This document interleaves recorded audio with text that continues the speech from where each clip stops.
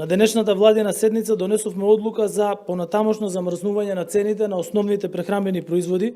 меѓу кои јајцата од кокошка и оризот, со што нивните највисоки цени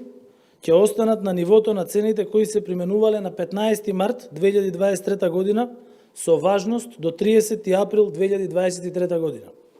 Трговците кои се регистрирани за вршење на трговска дејност имаат обврска редовно да прибавуваат и да продаваат свежи јајца од кокошка во количини што редовно се прибавувале во јануари и февруари 2023 година.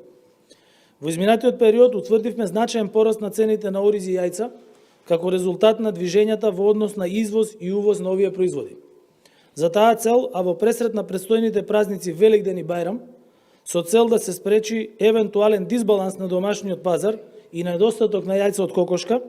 производителите најмалку 70% од домашното производство на јајца ќе го пласираат на домашниот пазар, а трговците на мало да продолжат да ја набавуваат во обичаената количина на јајца што се набавувала во јануари и февруари 2023 година. Овие мерки не ги носиме произволно, туку се базирани врз аргументирани факти и анализи кои се реализирани во изминатиот период.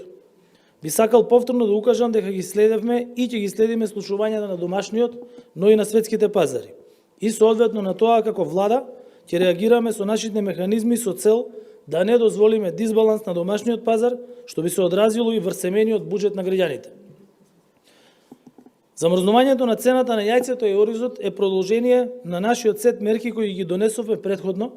со што ги замрзнавме цената на белиот и полубелиот леб, а ги намаливме и цените на дел од тестенините за 15%, како и цените на дел од млечните производи, меѓу кои